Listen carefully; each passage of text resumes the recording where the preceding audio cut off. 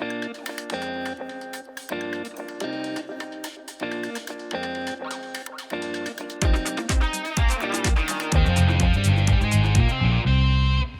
oui, nous sommes très heureux d'être en votre compagnie. Merci de regarder le Grand Talk. Série de nouvelles quand même pour ce Grand Talk. La première, eh bien, c'est l'anniversaire aujourd'hui d'Amos. Amos, c'est notre chef plateau. On lui dira joyeux anniversaire. Bravo Amos. Amos qui s'est chargé du décompte avant le début de cette émission.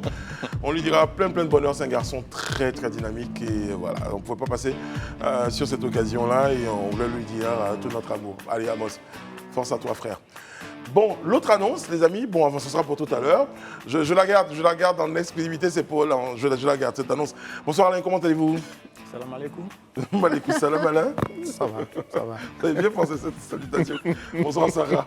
Bonsoir Brice, bonsoir tout le monde.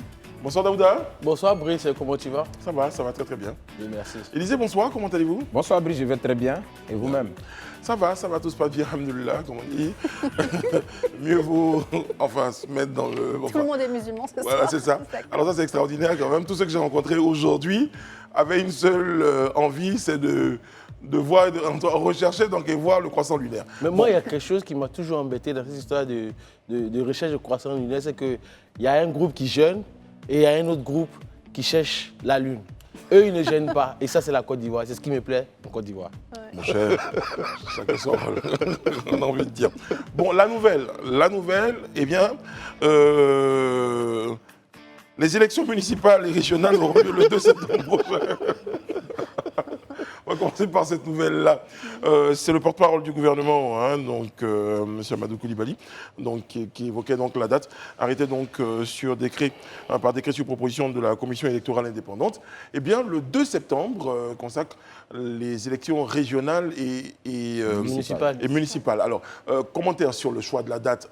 Sarah me disait tout à l'heure quand on préparait l'émission, rarement on a avancé une date. En général, c'est le report, mais là, on avance. Oui, est-ce que c'est lié peut-être à la Coupe d'Afrique des Nations? Quelles sont les raisons qui ont été évoquées? Quelles sont les raisons, oui.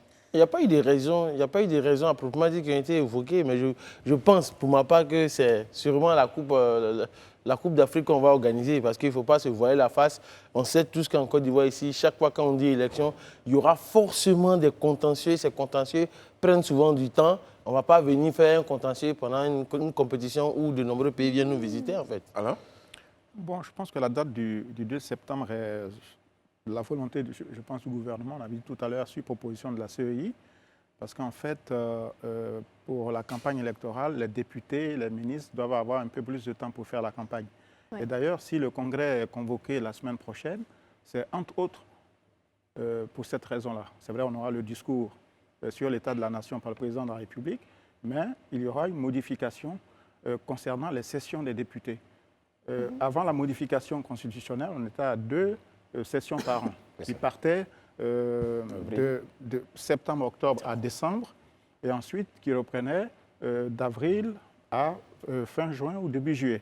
Alors là, depuis quelque temps, il y a eu une modification qui faisait qu'il n'y avait qu'une seule session qui commençait en avril et qui s'achevait en décembre. Donc, du coup, il y aura 2 sessions, ce qui permettra aux députés, fin juin, début juillet, de partir sur le terrain pour faire la campagne. Et puis surtout, après l'élection, d'avoir un Sénat au sein duquel sont représentées toutes les sensibilités politiques, notamment les conseillers municipaux et régionaux qui seront élus le 2 septembre. J'avoue qu'après cette explication très technique, on mettra quand même, et entre autres, il y a aussi la CAN. Il y a aussi la CAN, mais pour parler des événements, il y a aussi le Sahara, qui a lieu fin septembre, début octobre. Ouais. Donc je pense aussi, pour ne pas perturber le programme des autorités, il était préférable aussi de mettre les élections un peu plus tôt. Donc les événements aussi sont importants. Oui, c'est des gros événements qui ont lieu en même temps. Très bien. Quand on a parlé de la date, on va parler maintenant de comment les états-majors ont accueilli. Je pense que plus ou moins, cette date ne dérange pas les états-majors des différents partis politiques. On n'a pas encore entendu de voix qui s'est élevée pour... Non, à part les voix en interne qui mettent peut-être en question certains choix selon certaines régions. Mais pas sur la date, pas sur la date. Mais pas sur la date. Mais je pense que chaque état-major aujourd'hui est préparé à cette élection. Entre septembre et octobre, vraiment, je ne vois pas où est la grande différence. Il n'y a pas de grande différence. C'est juste 1 mois, en tout cas, c'est 2. Donc, du coup, j'estime qu'ils ont le temps, ils sont préparés, ils vont aller se confronter sur le terrain pour partager, pour faire cette bataille de territoire qui augure de bonnes choses pour 2025 sûrement. Très bien. Voilà. Alors, hier, nous évoquions sur le plateau la question des régionales. On va s'intéresser aux municipales, vu qu'hier, par exemple, on a eu la liste RHDP qui a été dévoilée. Oui, effectivement. Et là, il y a quand même un certain nombre de personnalités qui partent à la conquête de certaines municipalités. Bon, ce sont les mêmes observations qu'on fait, encore des ministres qui vont aller sur le territoire, mais c'est certainement aussi en prévision de l'après-gouvernement, parce que quand on n'est plus dans le gouvernement, il faut bien qu'on s'occupe, mais j'estime qu'on devrait faire confiance à ceux qui sont sur le terrain au quotidien. Alors, Élisée, on a vu des personnes qui sont sur la liste, qui sont ministres, qui sont sur la liste des régionales, qui sont aussi sur la liste des municipales. C'est ça? Non, il y en a? Ils sont sur la régionale, je pense plutôt. Seulement les sur Non, il y a des ministres qui sont également candidats dans les Pour le municipal, pour les Oui, municipales. enfin des personnalités comme M. Bictoro, par exemple. Voilà, bon, lui, c'est le président, Parlement. le président du Parlement, c'est ce que je vais dire. Mais sinon, pour ce qui est des ministres que je sais, ils étaient plutôt sur les campagnes électorales. Bon, comme on le sait tous, pour revenir juste un peu sur ce que disait Daouda tout à l'heure, ou du moins la question que tu nous as posée sur le fait qu'on le fasse en septembre. Déjà, il faut retenir que les partis, à mon sens, ne peuvent pas trop se plaindre, parce que s'ils devaient se plaindre, c'est si on constatait que la décision était anticonstitutionnelle. Dès l'instant que la décision est anticonstitutionnelle, il y a une possibilité, il y a même des voies de recours. Mais le fait que le gouvernement décide que, ou du moins que la CEI propose et que le gouvernement intérimaire signale le décret, c'est parce que justement, ça reste une date qui soit constitutionnelle, ça reste une décision qui rentre dans l'ordre constitutionnel des choses. Donc, ça ne peut pas être un sujet à polémique en réalité. Maintenant, je crois que dès l'instant que la date est connue, il n'y a plus lieu de faire des polémiques. C'est plutôt maintenant d'aller sur le terrain et puis essayer de convaincre les électeurs pour que finalement on puisse nous voter en tant que voilà, maire ou en tant que président de conseil régional. Alors Oui, je pense que le temps des problèmes arrivera très vite parce que la CEI a organisé un enrôlement entre novembre et décembre. Et puis, logiquement, on devrait avoir un premier fichier électoral et ensuite la période des contentieux. Et là, 4 mois et demi avant l'élection, on n'a rien. On a quand même 6 étapes. Enrôlement, fichier électoral, contestation, donc on révise, on confirme la liste électorale. Ensuite, on affiche la liste électorale, on envoie la liste électorale aux partis politiques et puis, enfin, distribution des cartes d'électeurs. En quelle année on fera ça? Non, Voilà. moi je pense que si la CEI a proposé cette date, sûrement qu'elle a le mécanisme et les moyens de pouvoir mettre tout ça en œuvre. De faire les choses. Oui, mais bon. mais je veux dire, le contentieux dont on parle ici, qu'on le veuille ou non, nous tous on sait sur ce plateau, et les Ivoiriens le savent aussi avec nous, qu'en réalité c'est pour les cadors. Sinon, en réalité, pour ces élections-là, je ne pense pas qu'il puisse y avoir de gros problèmes. Pas du tout. Pense pas qu'il Il y a puisse des avoir... personnes qui ont dû se faire enrôler et qui risquent de ne même pas être sur la liste électorale. Donc pour celles-là, il faut bien ouvrir un contentieux et leur permettre d'obtenir leur carte d'électeur. Par ailleurs, il n'y a pas longtemps, le PPACI a été admis à la CEI, ce qui signifie qu'il faudra que ce parti ait ses représentants dans la plupart ou dans toutes les CEI locales. Donc comment est-ce qu'on fait ça? Je ne suis pas très optimiste, Alain. Non, je ne suis pas du tout optimiste. Non. Moi, aujourd'hui, j'ai envie de prendre la place d'Élysée. Je suis assez optimiste. Non, mais Alain, il n'est pas optimiste sur une base scientifique, mais vous, c'est sur la foi. Non, il y a la foi, mais je veux dire... La foi en Bondoukou. Ah oui, justement, parce que l'autre nouvelle, je préfère vous l'annoncer, l'autre nouvelle, c'est que le croissant lunaire a été observé à Bondoukou et à Samanké. Donc la fête, c'est demain, vendredi. Voilà, je vous l'annonce comme ça. Alhamdulillah Rabbil Alamin. Votre optimisme. À Tékoubé également, à Bondoukou et à Tékoubé. Voilà. Bon, très bien. En tout cas, bravo. Bon, bah, Donc, avec bonne Mabrouk. fête à tout le monde sur le plateau. Ouais, bonne fête Et aux également. Ivoiriens. Bonne fête. Mais je veux dire, pour revenir à ce qui concerne la CEI, moi, au-delà de la foi que je suis en train de présenter, je me dis que la CEI, c'est une institution qui est assez sérieuse, qui sait ce qu'elle veut, qui sait ce qu'elle fait. Donc, si elle fait ses propositions, je suis sûr que le mécanisme a été mis en place par M. Kuibiet pour que les élections se passent bien et dans de bonnes Alors, conditions. mon cher Daouda, quelqu'un aurait dit sur ce plateau, je ne sais pas, je le ressens dans les voix, oui, cette CEI, très sérieuse, on n'en doute pas, mais il y a eu des décisions de la CEI qui ont été peut-être... On a été obligé après de regarder parce qu'il y a eu des blocages. Bon, on va être optimiste. Hein. Oui. Je vais faire comme vous. S'ils l'ont dit, c'est qu'ils peuvent. C'est ça? Oui. Faire comme Élysée. Non, je pense que peut-être que sinon, si mes souvenirs sont bons, je pense que quand on ouvrait la... Mais objectivement, ce qu'Alain évoque, objectivement... Oui, non, c'est ce que je Ça, dis. ça s'entend, hein. Quand on ouvrait la liste pour les inscriptions, pour éventuellement ceux qui voulaient les nouveaux majeurs et autres, tout ça, je pense que quand on ouvrait, il y avait un chronogramme qui était sorti en son temps, en fait, qui indiquait les différentes étapes, les dates des différentes étapes. Peut-être qu'il serait bien que la CEI revienne dessus. Peut-être que je pense que c'est ce petit élément-là qui a manqué dans la communication du gouvernement, en donnant effectivement la date. Là, il était peut-être bien aussi de sortir ce chronogramme-là sur les différentes phases. Peut-être c'est ce qu'on va chercher maintenant. Ça va rassurer les uns et les autres. Pour parler un peu comme M.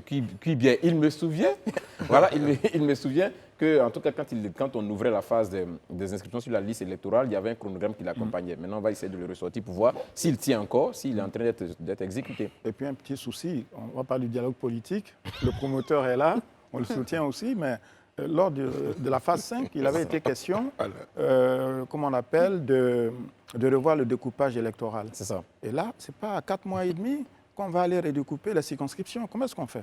Non, moi je pense que la question de découpage électoral pour les municipales et les régionales sera un peu difficile maintenant. Pour être honnête, ça sera quasi difficile parce que le découpage électoral implique, ou du moins appelle un certain nombre d'implications. Déjà même, ça veut dire qu'il va revoir la configuration des régions. Même le corps préfectoral rentre en ligne de compte parce que si les régions sont remodifiées, il faut réaffecter les sous-préfets, les préfets et autres. Et même les candidats aussi. En fonction du nouveau découpage. Même les candidats encore. Donc, vraiment, pour être honnête, la question de découpage électoral, je pense que ça va faire l'objet peut-être d'un accord politique 6 qui va se faire peut-être avant la présidentielle ou après la présidentielle. Quoi, voilà. Donc, pour l'heure, je ne pense pas que ce soit d'actualité. Non, moi je reste toujours optimiste parce que, non, je le dis parce que, vous savez, nos politiciens, ils ont ça pour eux, ils savent s'entendre. Quelque chose qui arrivera, je suis sûr qu'ils trouveront une situation où ils vont s'entendre pour aller à ces élections. Donc j'ai toujours la foi. Ça s'est vu avec la participation des femmes, même quand on n'avait pas tel le quota, ils se sont entendus. Exactement, c'est là même que je devais réagir. Je voulais dire que, bon, pour cette fois quand même, je pense que les partis vont au moins accepter de respecter une loi.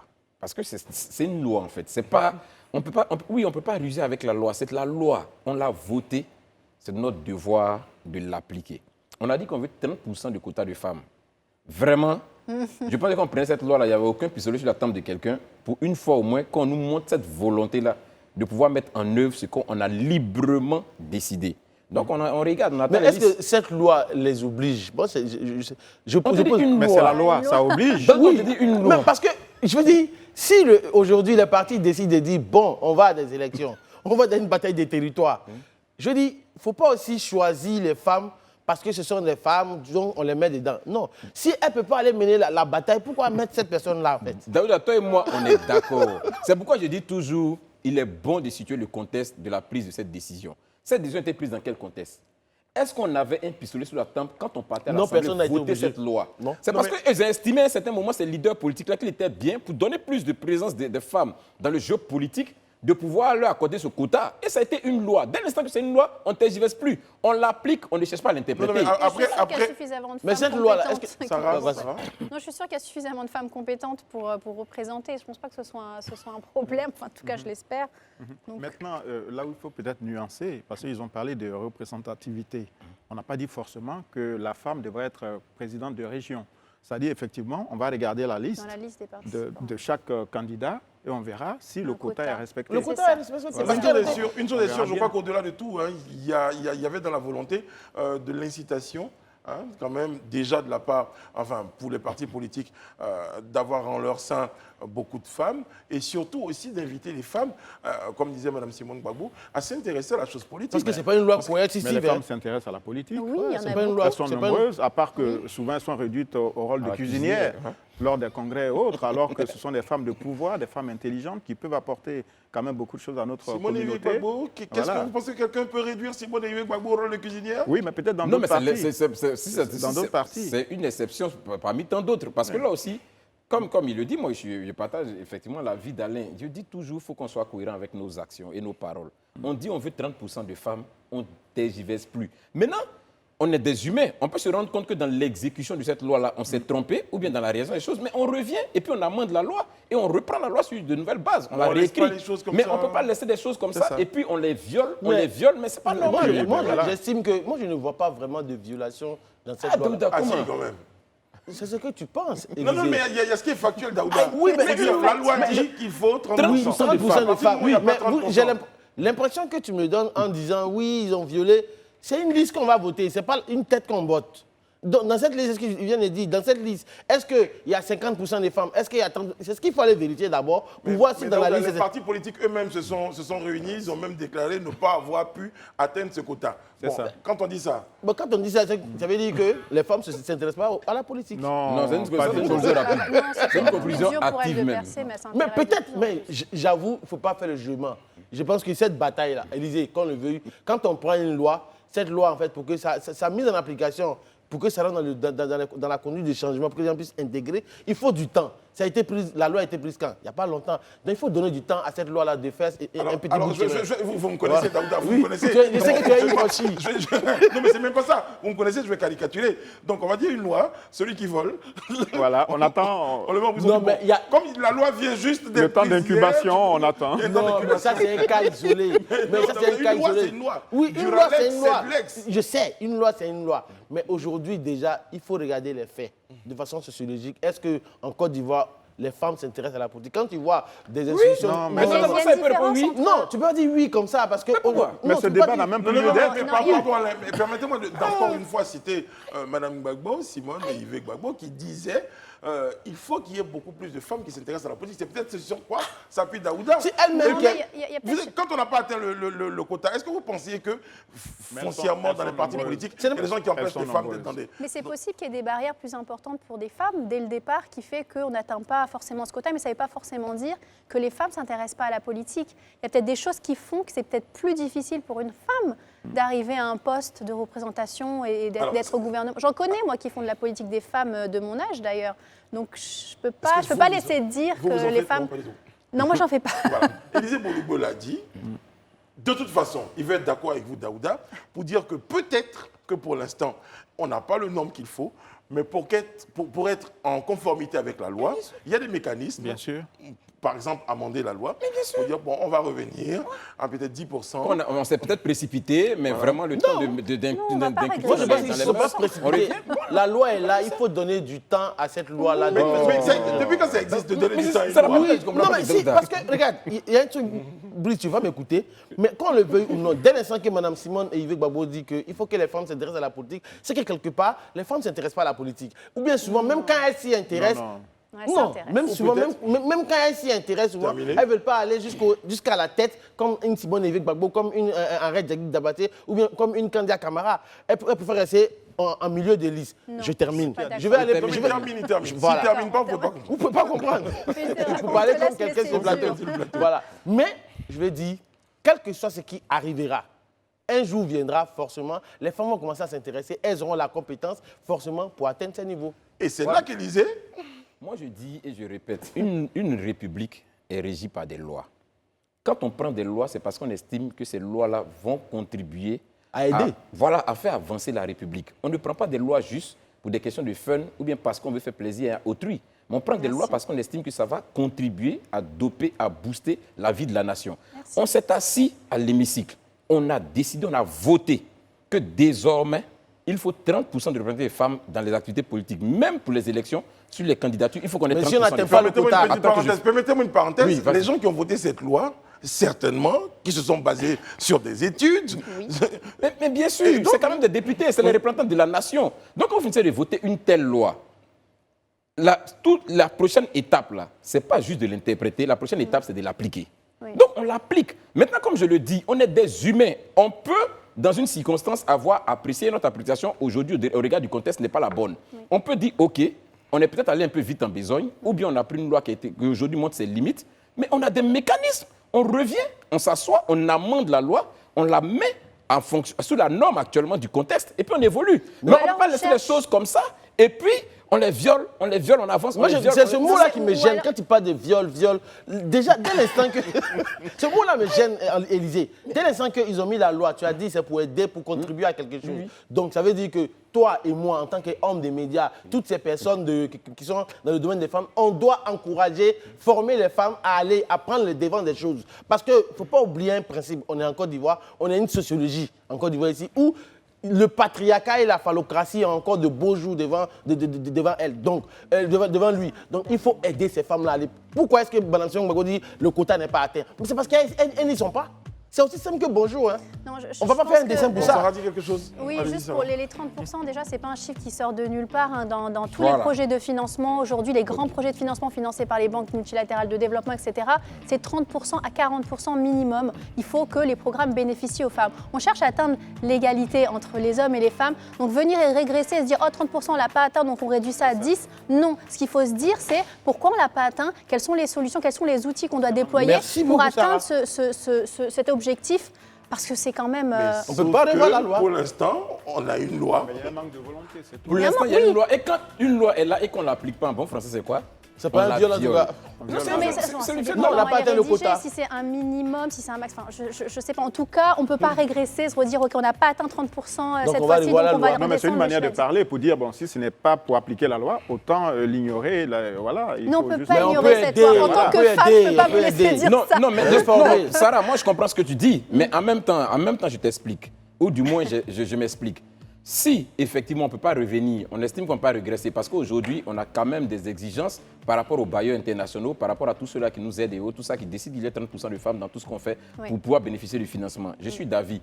Mais si tant est que ce financement nous intéresse et que c'est une loi, qu'est-ce qu'on fait? C'est à nous de nous donner les moyens pour que ces 30% de femmes-là soient représentées. Mais c'est ce Cette que loi Normalement, il y a des Élysée plans. disait tout à l'heure. Donc, tout à on se donne fait. les moyens. Cette loi n'a Élysée, pas c'est été... ce que je viens de Alors, dire. non, mais cette loi n'a pas été... Parce que ce qu'Élysée veut dire, et là ça devient intéressant, ce qu'Élysée veut dire, c'est que vu qu'on ne peut pas, par exemple, vous ne souhaitez pas qu'on prenne un amendement pour revenir, c'est qu'on dise, effectivement, le parti qui ne le respecte pas ne va pas aux élections. Mais c'est Non, tout. ou à est fait. sanctionné, il y a des Oui. sanctions. Voilà. Mais Bon, il y a- peut-être, pourquoi pas. Et le Mais Conseil moi, constitutionnel même regarde la liste et puis le Conseil constitutionnel est valide. moi, je suis Oui, pour mais la, là, ça moi, va je suis pour la activer les formation choses, je des suis femmes, d'accord. pour l'intégration des femmes. Il faut les pousser, il faut les mettre de l'avant. Je suis pour ça que de prendre ta loi et revenir en arrière. Non. Ça, c'est pas bon. Non, la vraiment seule- la Proposition, c'était soit on l'applique, ou bien si on ne l'applique pas, il faut sanctionner les personnes qui ne la respectent pas. Et justement, il y a une femme qui nous y attend, et une des plus compétentes de Côte d'Ivoire et d'Afrique. Eh bien, c'est Sharon Camara. Nous, on se retrouve juste derrière en compagnie de notre invité, professeur Diagwa, Éric Valère, coordonnateur adjoint du programme de gestion du littoral ouest africain. À tout à l'heure.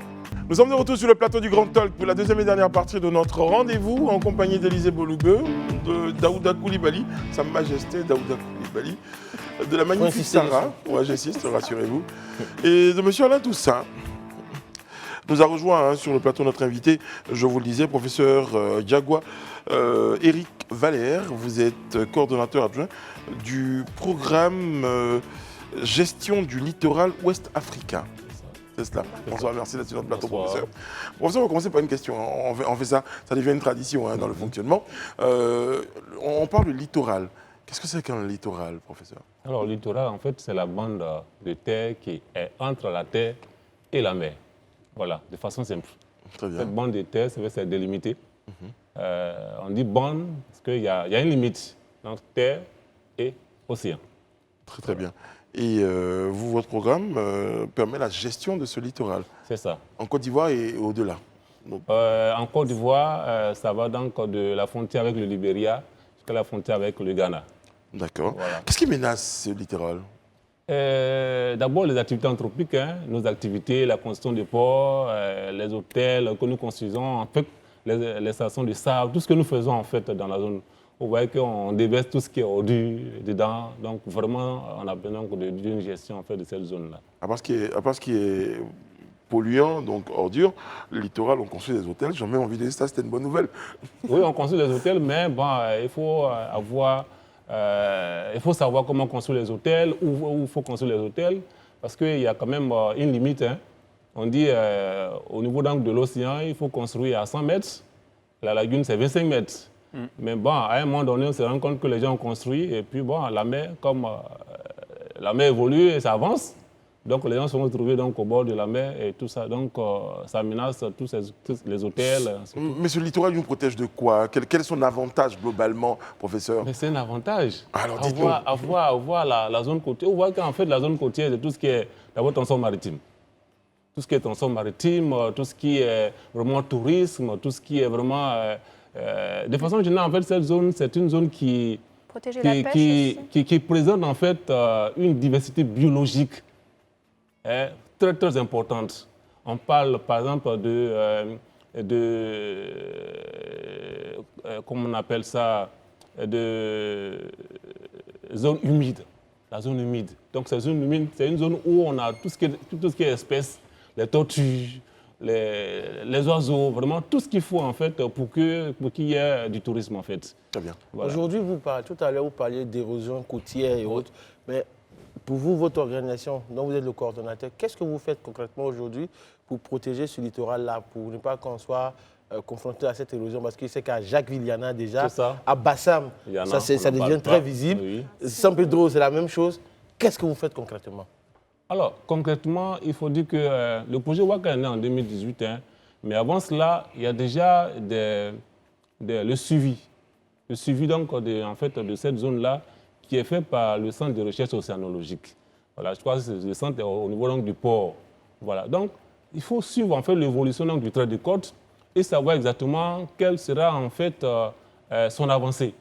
Une fois qu'on a une idée donc, de son avancée, on prend des mesures. En général, on fait une étude de préfaisabilité pour savoir quelles sont les mesures d'adaptation qu'il faut faire dans la zone. Et puis après cela, maintenant, on fait une étude de faisabilité pour avoir le montant exact. Parce que la protection de la zone côtière, de façon générale, c'est vraiment des activités qui demandent beaucoup de moyens. Ça, il faut le dire. Un exemple très simple. Grand Bassam, pour l'ouverture en fait, de l'embouchure, c'est à peu près 21 milliards. Ah ouais, 21 milliards. rien que ça. Et ce que nous sommes en train de faire, par exemple, au niveau de Grand Lao, c'est près de 30 milliards. Vous voyez que ça coûte excessivement cher. Donc, il faut être sûr que ce que nous faisons va maintenant de protéger. C'est pour cela qu'on prend le temps de faire des études pour comprendre d'abord le processus avant d'adresser en fait des solutions. Mais aujourd'hui, vous parlez de milliards, 21 milliards pour Grand Bassam, 30 milliards pour Laou. Mais concrètement, est-ce que Waka se met en collaboration avec les autochtones qui vivent là pour pouvoir préserver ce littoral-là en attendant que les études finissent pour qu'on puisse mettre tout ça en œuvre? Merci beaucoup pour cette question parce que là, ça me met très à l'aise, surtout avec la loi qui a été votée en 2017. La loi, en fait, dit, en son article 23, que l'État n'est plus la seule autorité à gérer la zone côtière. Parce qu'il faut tenir compte, en fait, de ceux qui vivent dans la zone. Parce que tu ne peux pas mettre en œuvre un projet si ces personnes-là ne sont pas impliquées en amont. Voilà. Et donc, la loi dit, l'État, il y a les collectivités côtières, donc les collectivités côtières, donc les communes, il y a les autorités, disons, des populations côtières, donc les villages coutumières, il y a les ONG, et puis il y a le secteur privé. Donc, vous voyez, tout ce monde-là doit travailler pour pouvoir, en fait, arriver à une gestion. C'est ce qu'on appelle, en fait, la gestion intégrée. La gestion intégrée de la zone côtière, c'est un peu une gouvernance qui dit que chacun mène ses activités, mais que ces activités n'impliquent pas sur l'activité de l'autre. Tout en sachant que ce que nous faisons doit contribuer à un équilibre biologique et environnemental de la zone. Oui, justement, par rapport à cette loi, quelles sont les mesures qui sont prises en fait, concrètes pour que la population comprenne le bien fondé en fait, de cette loi liée à la protection du littoral? Alors, il faut dire que la loi, c'est maintenant que en fait, la loi, nous sommes en train de prendre des mesures pour l'application de la loi. Et c'est à l'arrivée du projet WACA en 2018 que nous sommes en train de voir comment est-ce qu'il faut appliquer la loi. Parce que quand on vote une loi, il faut avoir une structure, une institution qui soit capable de porter. C'est bien le ministère de l'Environnement, en fait, s'est battu pour que la loi soit votée. Mais il faut une structure, si vous voulez, technique qui porte, en fait, cette loi-là. Parce que si on élabore un décret, il faudrait que ça soit appliqué. C'est ça, en fait. Ah, mais ça, on en parlait sur ce plateau. Voilà. Quand on élabore un décret, il faudrait que le décret soit appliqué. Donc, il faut une structure technique pour pouvoir donc appliquer. Donc, le projet WACA dit, il faudrait que moi, j'appuie l'élaboration de ces décrets-là pour qu'à la fin, une institution soit créée. Parce que la loi dit, en son article 37, qu'il faut créer une agence. Parce que l'agence, c'est un vide institutionnel. Comme la loi même, c'est à la suite d'un vide législatif que la loi a été prise. Donc, du coup, si la loi a été prise, il faudrait une institution qui soit capable de porter la loi et de faire appliquer en fait tout ce qui est décret qui sera élaboré. Voilà. Donc, la loi dit qu'il faut créer en son article 37 une agence qui va donc porter tout ce qui est comme aménagement, faire une coordination de façon générale de cela. Mais le projet WACA, avant que l'institution soit créée, donc le projet Waka a aidé d'abord à élaborer donc, le décret de création de l'agence, donc qui est en train d'être créé. Et puis ensuite, il y a 3 autres décrets que le projet est en train d'élaborer. Tout cela, c'est pour en fait arriver à une gestion intégrée. D'accord, on va parler un peu du projet dans les détails tout à l'heure. Élisée? D'accord. Professeur, en quoi consiste réellement la protection de la côte littorale? Parce que généralement, dans l'imaginaire, en tout cas le mien, quand on me dit protection, je pense toujours à embellissement. Je pense tout de suite à embellissement. On le voit par exemple à Cape Coast, à Tanger, à Cotonou et autres, tout ça.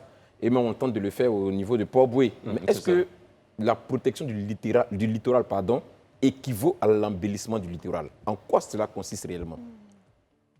C'est une très bonne question. De façon, quand on dit la protection du littoral, on tient compte en fait déjà de l'aspect de la fragilité d'abord de cette zone. Parce que quand on dit on veut protéger, il faut d'abord savoir quels sont les aléas, quel est le problème en fait qu'on a dans la zone, avant de dire qu'on va protéger. La protection elle est de plusieurs ordres. Hein. Pour nous, quand on parle de protection, il y a les protections dites dures, c'est-à-dire qu'on vient mettre des bétons. Des digues. Des digues, okay. Vous voulez, digues. C'est ça. Ou bien la protection douce. On va prendre par exemple les mangroves. Okay. Qui vont donc jouer le rôle de fixation en fait des berges. Maintenant, puisque toutes les zones en fait ne présentent pas les mêmes aspects, donc il faudrait savoir exactement quelles sont les mesures qui sont en fait adaptées à une zone donnée. Une fois qu'on a ces mesures, à travers donc, ce que j'ai dit auparavant, une étude de faisabilité, préfaisabilité, faisabilité, on saura exactement quelles sont les mesures d'adaptation. Okay. Par exemple, à Grand Laou, à Bassam, le problème à Bassam, par exemple, c'est cette inondation qu'on a connue surtout en 2019. Vous voyez que le quartier France a été inondé. Il fallait trouver une solution. Qu'est-ce qu'on fait? La solution, c'est d'ouvrir l'embouchure du fleuve Komoué qui était fermée à la suite donc, de l'ouverture du canal de Vridi. Ah, okay. Donc c'est le canal de Vridi en fait, qui a fait que, puisqu'il y a un détournement du fleuve Komoué qui passe maintenant par la lagune, avant c'était directement, ça rentrait par Grand Bassam. Maintenant, avec l'ouverture du canal, ça passe par la lagune Ébrié. Donc, le fleuve Komoué n'est pas un débit assez fort pour pouvoir pousser tout ce qui est sédiment pour pouvoir entrer. Donc, du coup, tout ce qui est comme dérive du littoral, donc le sable en fait, sous-marin vient et abouchir en fait cette zone-là. Donc, il fallait ouvrir pour pouvoir donc régler le problème d'inondation et permettre en fait de permettre en fait au Sahara d'eau douce qu'on voit là vraiment de ne plus en fait envahir nos lagunes. Okay. C'est ça l'objectif en fait de l'ouverture de l'embouchure de Bassam. Maintenant à Grand Laou par exemple, Grand Laou, son problème c'est que il y a l'embouchure qui se déplace. L'embouchure se déplace à peu près 150 mètres par an. Précisément à Laou Banda, c'est ça? À Laou Banda. C'est ce qui a causé en fait le déplacement de toute la ville coloniale de Laou Banda. Depuis 1976, je crois, la ville a été déplacée avec le maire Ouchasson. Voilà, c'était donc déplacé. Donc, il fallait trouver une solution. Parce qu'on sait que là-bas, il y a 3 zones qui se rencontrent. Il y a le fleuve Bandama, il y a la lagune donc Tagba, et puis il y a l'océan. Qu'est-ce qu'on fait? La population elle-même a essayé donc plusieurs fois d'ouvrir, ainsi de suite avec les méthodes traditionnelles, mais il fallait comprendre le système, tout ça. Donc, c'est vraiment tout un ensemble donc, en fait, de phénomènes qu'il faut comprendre d'abord avant donc, de passer à une protection en tant que telle. On se rend compte que vous avez fait des études. Bon, on a fait des études. Vous avez fait des études, mais finalement, à quand le début des travaux? Oui, on a commencé des études, nous sommes en train de faire, on a fini. Maintenant, en termes de construction, il faut un opérateur pour construire. Et la Côte d'Ivoire, les règles. De présentation de marché. Il faut passer par là. On ne peut pas dire, bon, toi, comme tu es fort, hein, certains quand nous, on dirait que les Hollandais sont les meilleurs. On prend les Hollandais et puis on avance. Mais il faut passer par les règles. C'est ça. Voilà, de façon de marché. Donc, de façon très pédagogique. Ici, on parle de protection, c'est qu'il y a menace. Oui. Globalement, qu'est-ce qui menace? Parce que dans l'imaginaire, pour utiliser une expression d'Élysée Boulougbe, on a l'impression que c'est l'arrivée, le flux d'eau qui pourrait menacer. Mais on peut imaginer également qu'il y a les populations elles-mêmes, à travers certaines activités, à travers donc des comportements. En gros, les chercheurs des sables. Qui mettraient, Ouais. par exemple, qui mettraient en danger ce littoral-là. Quelles sont les menaces réelles? Alors, les menaces réelles, comme je dis, il y a toujours... D'abord, la plus grande menace, c'est l'avancée de la mer. Vous allez me demander, mais pourquoi la mer avance? Pourquoi la mer avance? Changement climatique. Vous voyez, l'érosion côtière, en fait, c'est un phénomène qui est naturel. Hein. C'est naturel. Toutes les plages, en fait, subissent l'érosion. Même la lagune subit l'érosion.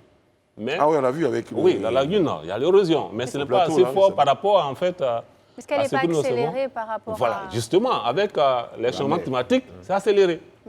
Pourquoi? Il y a deux phénomènes qui, en fait, entraînent l'accélération, en fait, de ce changement climatique, d'abord le changement climatique et puis l'érosion, donc, chose. Côtier. Il y a d'abord la température. Quand l'océan se réchauffe, c'est ce que nous on appelle dilatation thermique.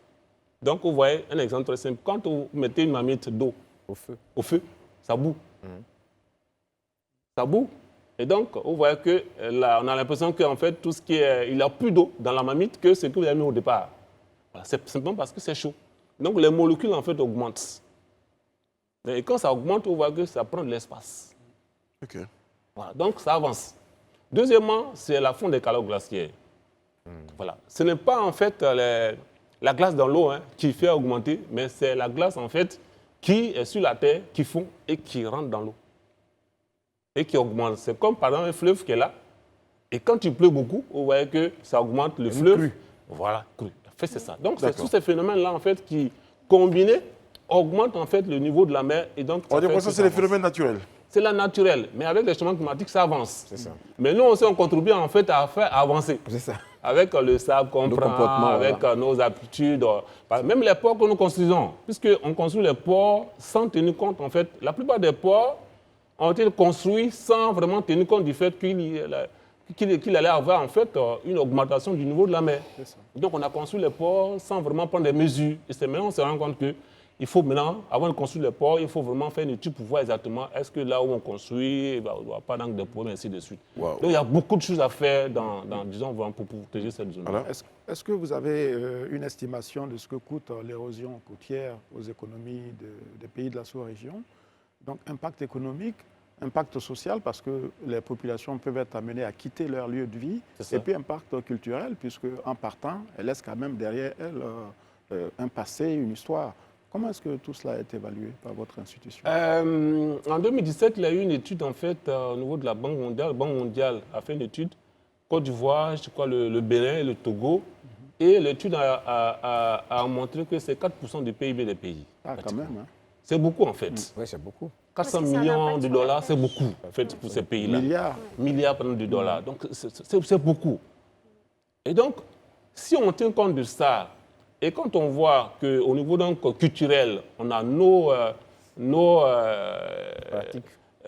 patrimoines culturels donc, qui partent à l'eau, donc c'est au-delà en fait, de ce qu'on pourrait imaginer.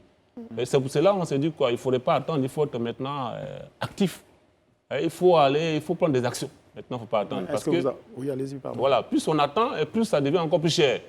Voilà, plus on attend, plus c'est vrai qu'on n'a pas évalué, comme je l'ai dit, ce matin on en parlait, pour pouvoir en fait avoir une idée en fait du coût d'une protection, tant qu'on n'a pas fait une étude, par exemple, une évaluation en tant que telle, on ne saura pas exactement comment il faut faire. Mais Voilà. est-ce que vous sentez une volonté, une détermination politique aussi à affronter ces problèmes et à y apporter des solutions? Oui, moi, déjà, mais avec la loi qui a été votée, c'est déjà un premier pas. Parce que pour pouvoir gérer une zone, il faut partir sur la base en fait, des tests. Les tests, en fait, cadrent tout.